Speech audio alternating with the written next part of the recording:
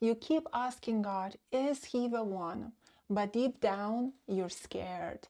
Scared of wasting your time. Scared of letting go. Scared this might be another distraction wearing a mask. If you have ever felt torn between your heart and God's voice, this video is going to give you peace. We are going deep into 10 signs that blend with biblical wisdom and sound reasoning to reveal whether he's your husband or just another distraction sent to delay your destiny. Number 1, God's voice brings peace, not confusion. You don't need to be a Christian to know that when something is right, it feels right. Not in an emotional high, but in a calm, clear way. That's how God works too. 1 Corinthians 14:33 says, God is not the author of confusion, but of peace. In practical terms, if you constantly feel anxious, unsure, or like you're guessing your way through the relationship, it's worth asking, is this God or my own desires? Confusion breeds instability, and God calls us to wisdom and peace.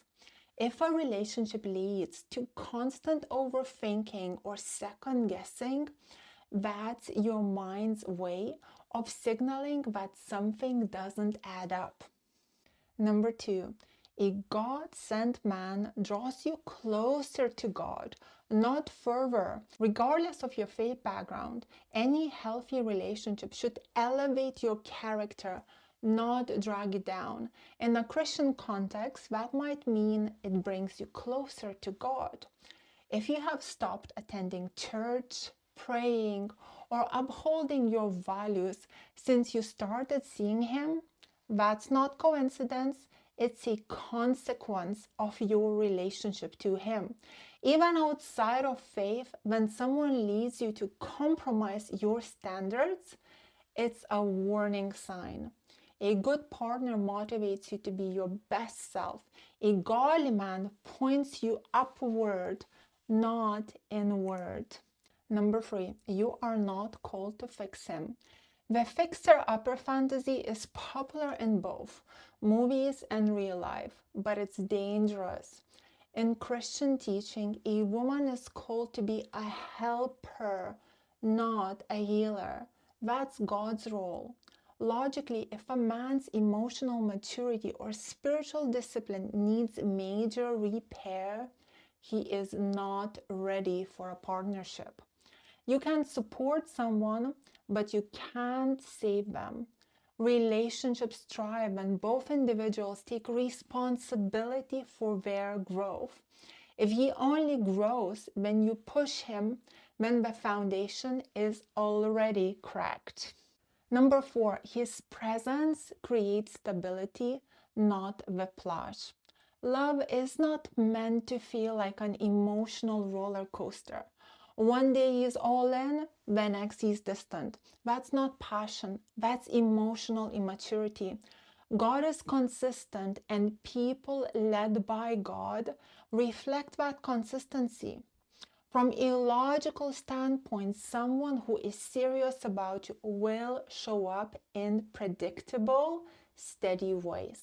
You won't have to decode mixed signals or guess what he's thinking. If you constantly feel thrown off balance by his behavior, you're not being loved. You're being destabilized.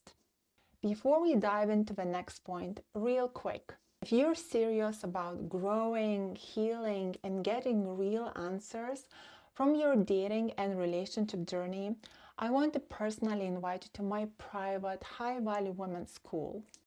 It's a confidential, members-only group where I answer your questions every single day.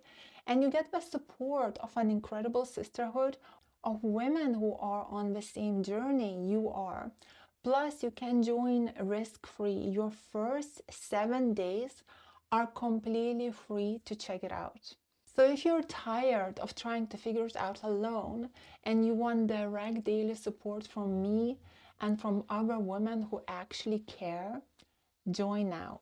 The link will be in the description below. Number 5, the relationship doesn't pull you off your purpose.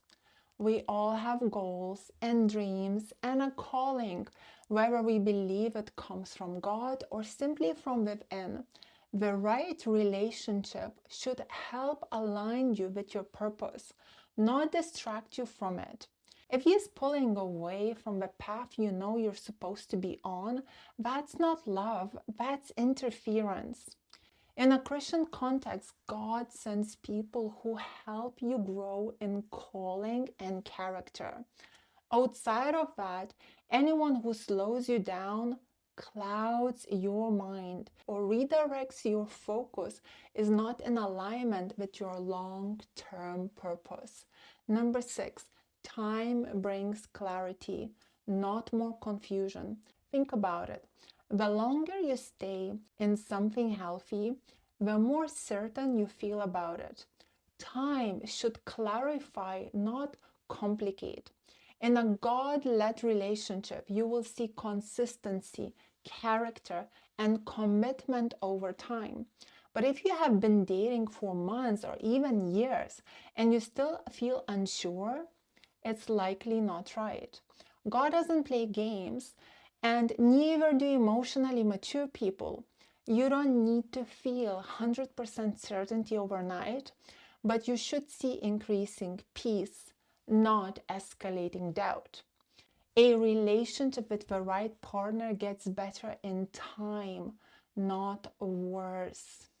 Number 7, he honors your boundaries without pushing you. Boundaries are healthy in every relationship, spiritual or not. If a man respects you, he will respect your limits, your peace, your values. In Christian relationships, this often includes physical and spiritual boundaries. But the principle applies everywhere. When someone punishes you for having standards through guilt, withdrawal, or anger, they are trying to control you, not love you. Love respects. Control manipulates. A man worthy of trust will never treat your no as a rejection. It's a sign that you respect yourself. Number 8, he seeks God first, not just you. This is especially critical in Christian dating, but is applied for everyone. A man who lacks a bigger moral compass or sense of accountability will lead based on feelings or impulse. If you're the center of this world, you might think that's romantic, but it's actually a warning sign. People who don't ground their values in something bigger than themselves tend to falter when emotions shift. You want someone who looks upwards before looking to you. For Christians, that means God. For others, it might be integrity or purpose. Either way, you want a man who leads with values and doesn't get obsessed over you. Number 9, you are not in a cycle of conviction and compromise. Many women stay in toxic relationships thinking it will get better.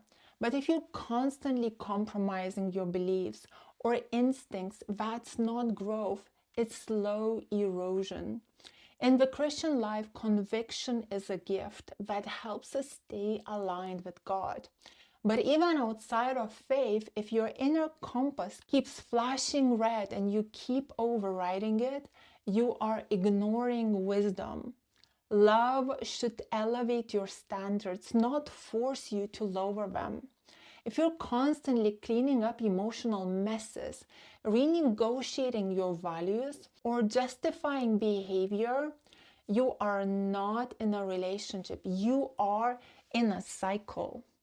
Number 10, you can let go and still have peace. This is not the ultimate test. Whether you're religious or not, true peace doesn't come from clinging to someone. It comes from clarity. In Christian faith, peace is one of the primary ways God leads us. When you let go of what's not from Him, it doesn't destroy you, it frees you.